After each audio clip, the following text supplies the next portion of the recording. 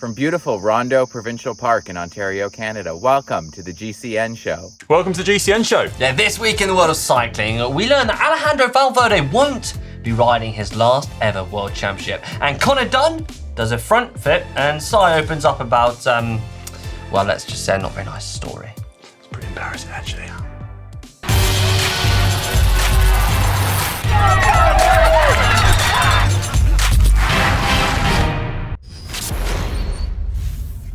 On to our main talking point today, though. What are the most embarrassing things to happen to you or us in cycling? Yeah, I'm not quite sure where today's talking point is going to go. We here at GCN have got some disastrously cringy moments on our bikes. I'm just worried about how much I want to share, really. I'm worried too. This could go down a road we can't escape from. There are plenty of things that can go a little bit pear-shaped when you're riding. It's part of the fun, in a way, and you've got to embrace it. You know, you got to learn to laugh off those experiences, because believe me, I've laughed off quite a few. Yeah, I think you should kick things off then, Conor. Shall I kick things off? Okay, right, go on then. Personally, it's got to be a crash I experienced racing at the 2015 Tour of Azerbaijan, right? No less. Yeah, the one we all remember. Yeah, we started racing down this descent, and I remember saying to my teammates in the radio, everyone watch out, it's quite a dangerous descent, and literally the next hairpin. I don't know how I did it, but I kind of lost track of the road and just went off and crashed by myself. I think I just panicked. But yeah, off the road by myself on live TV, luckily, so the footage is there to share forevermore with everyone. And I had a cycling great of Magnus Bagstead commentating on the incident. Okay. Cement it in mine and everyone else's memories. Making the way down. Bit of a crash up there. And that's a serious one indeed. Into the stones in a big way. One of the riders from on post chain reaction. Sorry, Magnus. But that looks like it could well be the tall, rangy figure of Conor Dunn. One of the tallest riders in world bike racing at 6'8", over 2 meters and 4 centimeters, and looking very, very shaken indeed. What happens? Well, he looks like he just carried too much speed in there. Well, definitely struggling to really get the tyres to stick, and probably coming in a little bit too hot, and just basically went straight over the top of it. It didn't look like it was too heavy a fall, though. By the time he actually fell over, he'd managed to slow it down enough. Well, shaken but not too stirred is Conor Dunn, back on his bike. Congratulations to him. I'm not sure I'll ever live it down. My teammates from that year still laugh at it to this day. Well, one of the most embarrassing moments has to be one that I shared with all of you guys. It was the time where I got impaled on a penny farthing and then crying while holding my gonads. I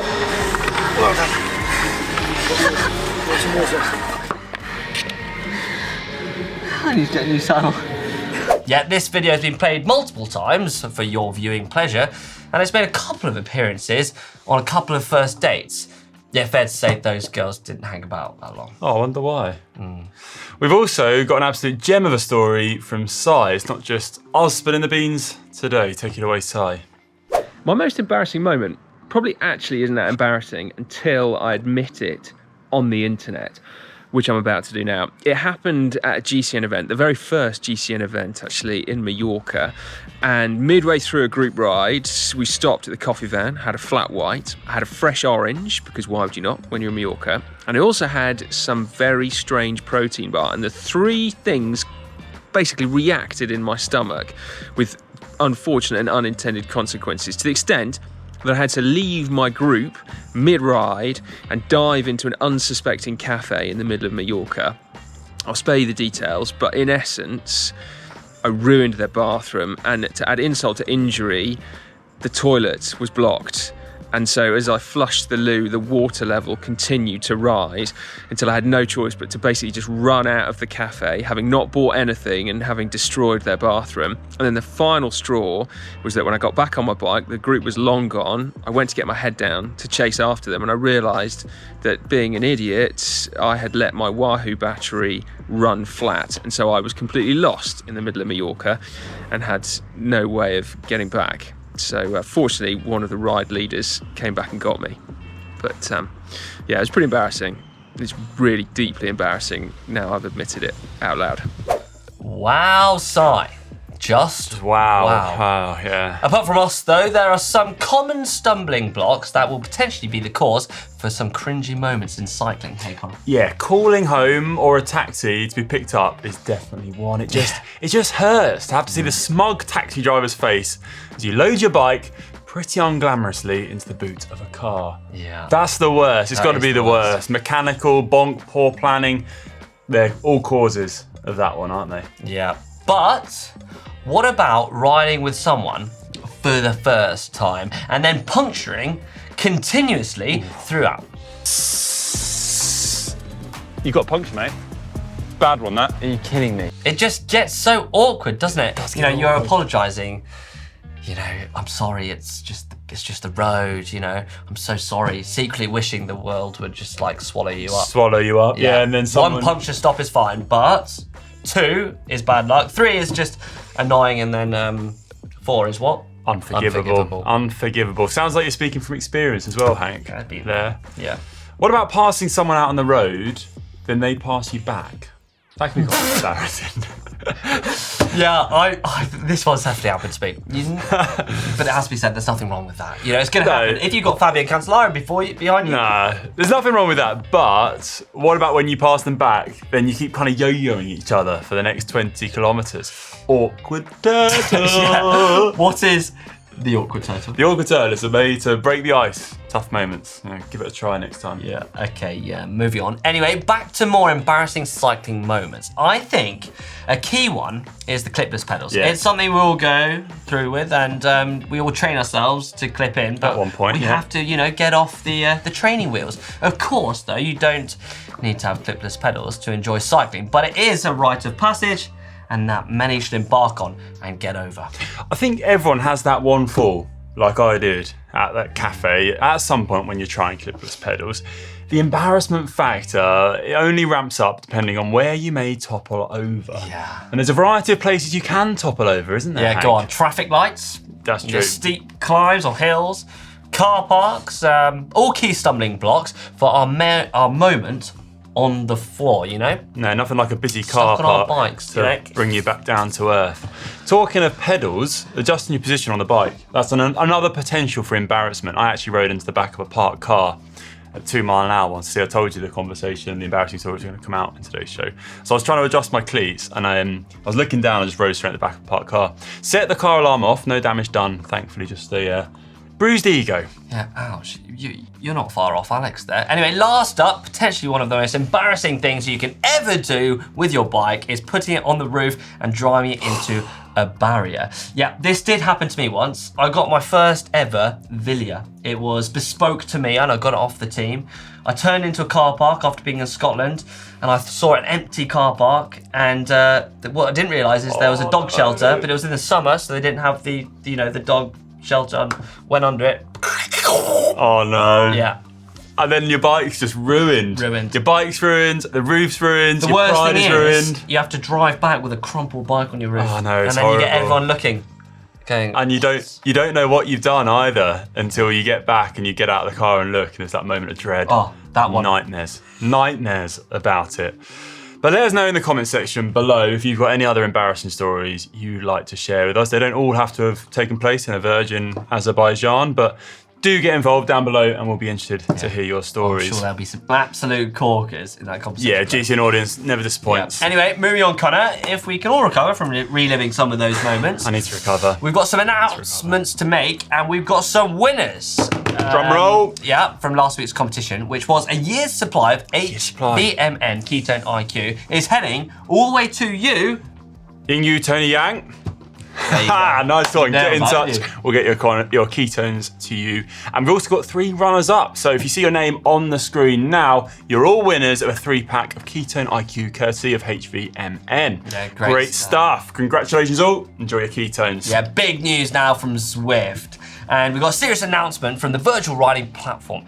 Starting off with the launch of the first ever smart trainer. This is called the Zwift Hub. Yep, priced at £450 sterling or $499 US or euros. This is a serious option for people looking to get on Zwift and make the most of riding indoors. Group rides, racing, meetups, some epic climbs and virtual routes to conquer. There is a lot of fun to be had on Zwift too, and now you can do it all on Zwift's very own trainer. And they've even actually even sent us one. We got in early, so you get it on the table. Thanks. You've been going to the gym every day. Anyway, just give us a second. We'll get this bad boy unwrapped, and we'll. I do like an unboxing. Where are you, mate? I'm just here. Hello. Bit of magic. Bosh.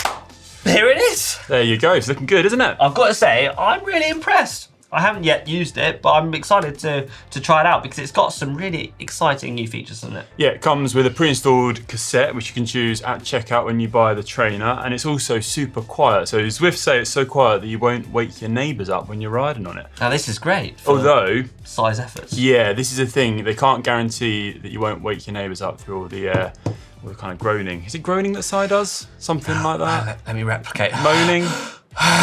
Panting. Let's call it panting.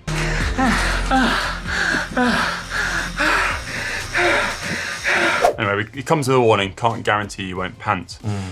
Anyway, keep your eyes peeled because on the 3rd of October in the UK, EU and the USA, this will be available to buy. Yeah, now the Hub is not the only big announcement from Zwift though. They also have plenty in-game updates, including the holographic training partner where you can literally race against your own previous efforts. Love that. It's like the ultimate racing game experience, isn't it? I'm gonna be setting some benchmarks and trying to beat myself.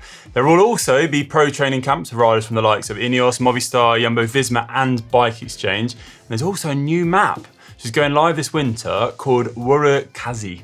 So that's an extension of Makuri Island. Oh, this is really exciting stuff. And who knows, ride Zwift enough and you may be able to start winning stages of the Grand Tours like Zwift Academy graduate Jay Vine, who is currently leading the mountains classification of the Vuelta and already has 2 stages under his belt. Conor caught up with him earlier just to see how hard it was. Jay, thanks for joining us. You're absolutely smashing the Vuelta. I really want to get to know some tips though for people who are taking on the Zwift Academy this year. What's your best piece of advice for people about to get on Zwift, take on the Academy and look to improve their fitness? I'd say that you should also combine just normal riding and consistency around it. The Academy is really good with the structured workouts to really see some increases in a lot of your numbers, but if you want a sustainable plan going forward, really you should be aiming to try and ride, for at least 4 times a week. 4 1-hour sessions is much more valuable than 1 3-hour session or on the weekend. So try and be consistent in your riding. And that's how you're going to get probably the most fun and enjoyment out of it as well when you do a longer ride. Nice one. That's great advice. Let's talk about mistakes now, though. What are some of the biggest mistakes to look out for on Zwift, and what have been your worst mistakes you've ever made? I'd say one of the biggest mistakes would be not eating and hydration, especially in a hotter, humid environment. I often use Zwift when it's raining. So, it's raining, it's slightly damp, but the room humid, and you're sweating quite a lot, and you might be 90 minutes into your ride, after a 20-minute warm-up and then a bit of a race, and then you're doing a bit of a cool down, and you might have lost 1.5 liters of fluid. So if you're not replacing that, you might not notice that in that very moment, but even in your session the following day or even over the evening, you might find you're getting a bit of cramp. So keeping on top of the hydration and also the fueling, that's a lot more comfortable. Nice one. And what about any personal mistakes you've made on Zwift? Personal mistakes? I'd say running my cassette too long on the trainer, and then going for a max effort sprint that involved the pedal going completely 360, skipping the entire cassette, nearly landing in my TV. So, yeah, make sure the equipment's solid before you do max effort sprints. Okay, that's definitely a good tip. Nice one. And before we leave you, because you've got to get back to more important business at the Vuelta, of course, I did want to know if you could theoretically bring Zwift into the Vuelta, what power-up would you most like to use in the race? For me, it would probably be the burrito, the no draft. That way, when I'm trying to get away from people, they can't just sit on me. Okay, that's a good one. Okay, well, I'd probably try and look to lose my weight as much as I could. So burrito worked well for me, though, actually. It stopped people sheltering behind a double-decker bus. Nice one. That's cool. I like that. I like that thought. But thank you very much for your time, Jay, and good luck for the final week of the Vuelta. I hope it all goes well for you, mate. Thank you. Great chap, Jay. Best of luck for the final week of the race. Sure, you're going to absolutely smash it. Now, though, let's kick off cycling shorts with news that Valverde is among a few big-name riders blocked from taking part in the Road World Championships in Australia because of his team's fear that they may be drawn into the relegation battle and actually end up relegated from the World Tour. Yeah, now, if you're not up to speed with this, then let us fill you in. Where they're currently in a 3-stage cycle, or 3-year cycle, yeah. Where teams accumulate points to ensure their World Tour status.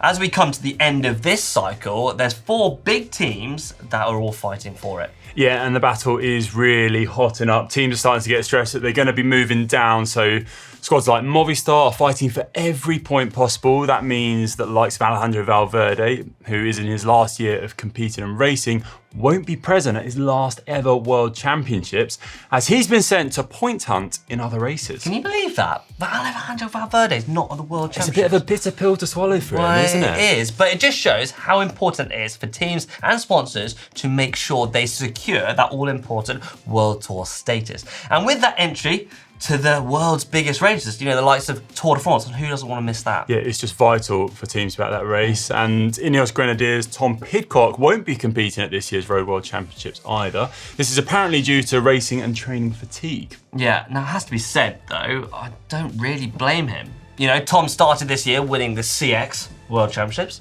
supercrossing across the line. Then we went on to the road, you know, where he did pretty well. Then went to the Tour de France and won the Queen's stage. Yeah, I mean, I guess this shows this Tom Pidcock guy is slightly human. Yeah, I guess it's a long way to travel as well to Australia. You've got to take that into account. Big old journey. Still, on the topic of racing and missing out on races, it seems COVID is still causing issues around the globe, and it's also been a bit of a nightmare at this year's Vuelta at España. 11 days racing in, and there were 23 abandons, which is an eye-watering amount of riders, isn't it? Having to leave the race. Yeah. Yeah, in other news though now, and for a lot of people, it's time to get the kids back to school, you know, post-summer holiday, and the hustle and bustle to get the kids ready in the car for school is real for a lot of people, isn't it? But have you ever sat in the car and queued up waiting to drop off the kids? Well, stumbled upon this tweet, which was retweeted by Chris Boardman, and it was this. Yeah, this is 2 school runs, one in North Carolina and the other in Hertogenbosch in the Netherlands. That was well done. My Dutch is never quite on point, but I did my best there. Yeah. I think this really highlights where the Netherlands, though, have got it right. The attached quote, the school run is the aggregate of the individual mobility needs, but which options do we support and which do we limit as society? It offers some debate there, doesn't it? I think it really does sum it up, though, that whole picture. Another great scene was this one published by the Dutch Grand Prix with the caption, "Bikes are parked, fans are in the stands." Another example, I think, of how it should be done. Yeah, now it has to be said, though, the Netherlands are known for being quite bike-friendly. It's very flat, but I think it just shows that, well, riding a bike is better than going by car. It is. I'd much rather jump on a bike than sit in a car. But I am biased. Anyway, that's it for this week's Cycling Shorts. Now, though, we have a cool announcement from the GCN Shop. We do. Yeah, exciting news because we've got 30% sale. A 30% sale on right now, and you can purchase this. This is our Castelli thermal top, perfect if you're in the northern hemisphere. For as we're coming into the autumn, this will be exactly what you need. Love that one when winter comes around. And also included in our sale is the GCN's core range, which is kind of our range perfect if you're looking to get into riding, maybe beginners or someone looking to trial cycling and get a bit more serious. Yeah, enjoy that kit, enjoy that offer, and head over to the GCN shop right about now. Woohoo! It's now time for hack/bodge of the week. What happens? You guys submit your hacks or your bodges to the GCN app, and then we decide if it's a hack or a bodge. You do. And the audience decides too. I'll kick things off. This one's been sent in by Marco Pantani. What? Yeah, Marco Pantani sent this one. The real Marco? The actual Marco Pantani. Oh. Marco Pantani. Anyway, my mate Tim's system for transporting his lock on a single-speed city bike. The U-lock is threaded through the seat rails and then fixed to a seat tube with a small bungee to stop it swinging. I like this. It's a solution to a problem. Yeah, which means because a hack. I have seen people, transport U-locks. I have seen it on the trousers, but I've never seen it attached to the bike unless it was on the down tube. So this is new for me, but I like it. Yeah, I'd say it's a hack. It's a bit risky with the paint on the frame because it rubs it, especially if you're going on a jangly road. But is it hack or is it a bodge? I'd go hack. I'll go hack too. It's hack for you there, Marco Pantani the second. Yep, and 69% of the audience agreed. Hack. Now, this is one I absolutely love, all right? Oh my goodness. I feel sorry, but I do love this one. This is brilliant. Dave has said, his girlfriend expelled him from their apartment and he had to move. Having no car, he towed his belongings with his bike. To be truthful, he was actually pushing it. And this is the picture. And it's Dave with a boat and a bike and all his kit, including the barbecue. Oh, I didn't even see the barbecue. There's a barbecue in the middle of the canoe. Oh my gosh. I mean, it's a man's best friend, the barbecue. You gotta hope you haven't got any hills. There's an outboard motor on that boat. I do think that. Dave, I'm so sorry because it is. This is not good. But Hank's been in this situation many times. Yeah, but anyway. Good luck. Yeah. No, chin up. You've got a hack from us. You got a hack from us, and you've given us a brilliant idea for a GCN video as well. Yeah, we are going to go on a boat trip. Get in touch. Let us know how you attach that boat to your bike. Yeah. Moving on though to Alan Hunter 1-1. As per the GCN Facebook hack post, please find myself and the kids using my trainers on their bikes or stabilizers to create a turbo session on Sufferfest. They really enjoyed it too. Is genius. Oh, that is really genius. I love that. Using the trainer rubber platform to stop it moving about while they're doing their sprints. And what better is it than seeing your son train with you? Yeah. I think there's no better sight than seeing father and son just battle out, or mother and daughter, or that is a definite hack. 95% of the audience agree. Big hack. That is a strong hack. All right. Joshua Clark though has got this one. You describe it. Yeah, found this bad boy in Paris next to an excellent indoor training centre called Storm Cycling. I had to stop and take a picture of this attempt of a saddle. Looks like the traditional clamp method wasn't. Brilliant. To be fair to this owner, but the ratchet strap and pulley method was utilised. Anyway, this is all a bit. There's all a bit going on here. There's a lot going on. This is the photo. Buff. What are we thinking? Hack from me. Really? Hack from me. 100% hack.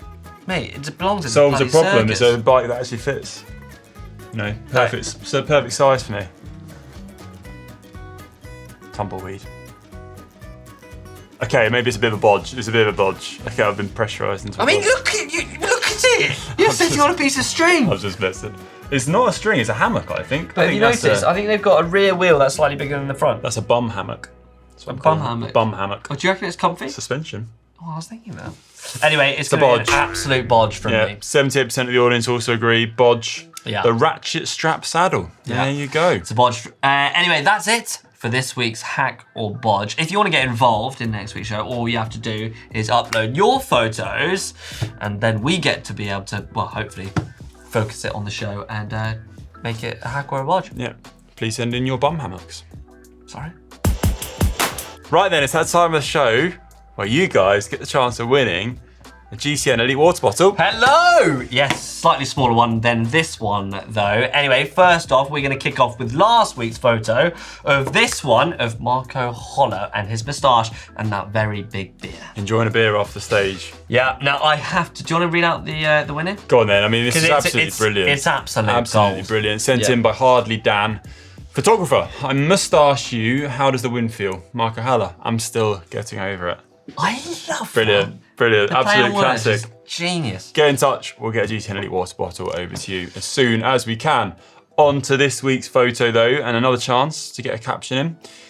Here's your photo right now. It's of Lonneke Unicorn of the Netherlands and Team SD Works, showing off a bit of a kind of unicorn tattoo, it looks like, on her upper arm. Unicorn tattoo, I mean, I've never really done captions. I've been notoriously bad at them. I think anyway, I've this got one.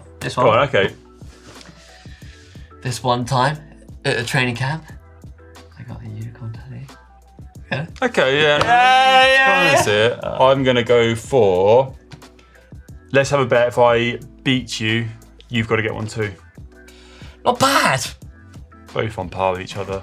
Both is better than You guys could definitely do better, so get involved in the comment section below. Send us your caption competition, enlighten us, and you have the chance to win a GCN Elite water bottle. Yeah. Now, on to last week's videos. Now, we had some absolute bangers. Some great comments last week, so we thought we'd celebrate them with picking out some of the best comments that you guys have been leaving under those videos. Kicking off with one that Conor did, how to quickly improve your fitness by cycling.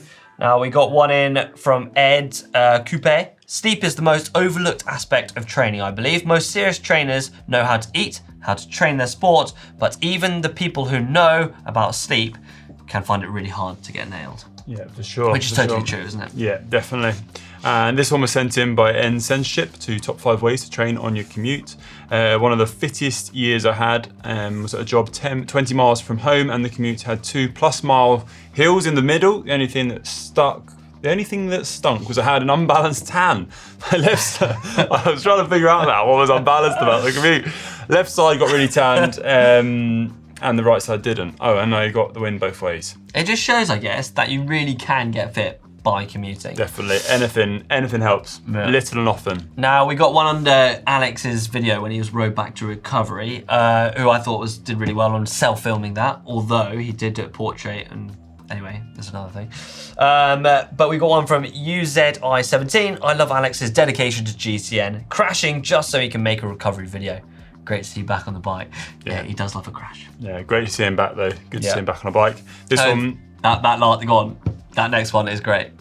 From Gareth Williams. It is a cracker. Watched this last night, having never crashed before, crashed this morning. Thanks, Alex. Yeah. That's it. Yeah, there we go. Touch wood, everyone. Touch wood. Yeah. Now we got one in, I did a video with Brad, our GCN resident bodybuilder, who goes, Brad is a great sport and clearly an anaerobic monster. GCN, you should definitely have Brad try some velodrome sprints. Anyway, watch this space. That's a good idea. Yeah. If you'd like to see that video, let us know in the comment section below. Can anybody ride 30 miles on a bike? We got Harriet back on a bike, and she did cracking, didn't she? She did so well. She did really well, This comment has been sent in by Carlos Venezuela. Sign her up. We want a full Harriet series. Zero to hero. We've all been there, and it's magical to watch somebody going through that process. Definitely is. I think we should try and make that happen. We'll work on Harriet. Yeah, we will. Anyway, coming up on this week, on Wednesday, we've got things I wish I'd known when I started my commute. So that's something that Si runs us through because he loves commuting more than anyone, I reckon. On Thursday, we've got the new Canyon launch that we're all really prepped for. And on Friday, the godfathers of training, Training Peaks Fit. Yep, and on Saturday, we have Day in the Life. This is with Moose. Yeah. So it should be a cracker. On Sunday, we have GCN versus the Ribble Pro Team. Now, who wins? Does GCN do well against the pros? Yeah. Anyway, that's it for this week's GCN show. I hope you survived the whole way to the end of the video, and I hope you're not cringing too much by our embarrassing stories. See you next week. See you next week.